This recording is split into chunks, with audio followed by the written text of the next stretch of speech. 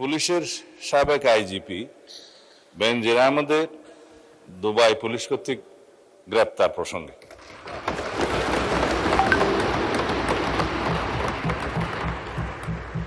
এই বিষয়ে আমি মহান জাতীয় সংসদকে অবহিত করছি যে বর্তমান সরকার দায়িত্ব গ্রহণের পর দুর্নীতি মামলায় অভিযুক্ত পুলিশের সাবেক আইজিপি বেনজির আহমেদকে গ্রেফতারের জন্য ইন্টারপোলের সাথে নিবিড়ভাবে কাজ করার জন্য নিয়োজিত পুলিশ হেডকোয়ার্টার্সের National central bureau NCB Dhaka কর্তৃক ইন্টারপোলে আবেদন করা হয়।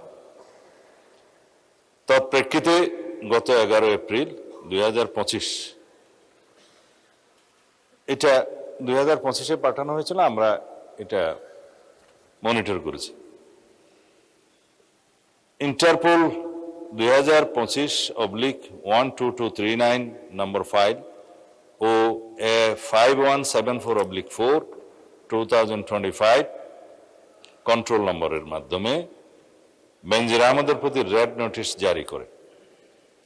উক্ত রেড নোটিশের মাধ্যমে ইন্টারপোল কর্তৃক সংযুক্ত আরব আমিরাতের স্বরাষ্ট্র মন্ত্রণালয়কে অনুরোধ করা হয় গ্রেফতারের জন্য।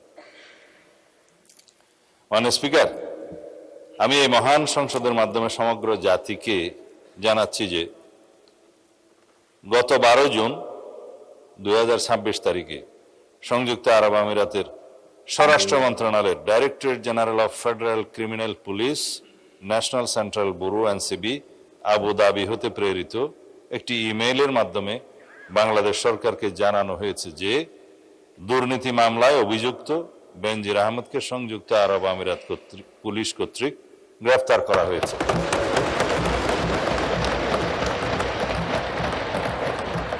এবং তিনি বর্তমানে সেখানে আটক আছেন। মাননীয় স্পিকার, আমি এই মহান সংসদকে আরো অবহিত করছি যে এনসিবি আবুধাবি জানিয়েছে যে ইউএই ফেডারেল ল নম্বর 39/2006 অনুযায়ী গ্রেফতারের তারিখ হতে 30 দিনের মধ্যে কূটনৈতিক চ্যানেলের মাধ্যমে আনুষ্ঠানিক এক্সট্রাডিশন রিকোয়েস্ট প্রেরণ করতে হবে।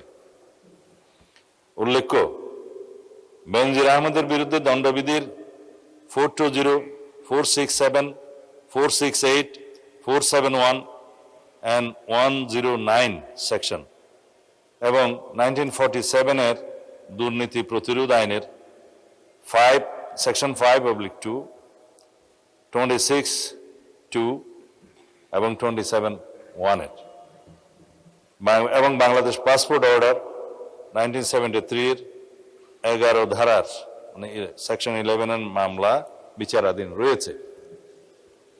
উক্ত বিষয়ে এনসিবি ঢাকা ইন্টারপোল চ্যানেলের মাধ্যমে রেড নোটিশ প্রকাশ, আন্তর্জাতিক সমন্বয়, বিদেশি কর্তৃপক্ষের সাথে যোগাযোগ এবং গ্রেফতার পরবর্তী ফলো আপ কার্যক্রম সম্পন্ন করেছে।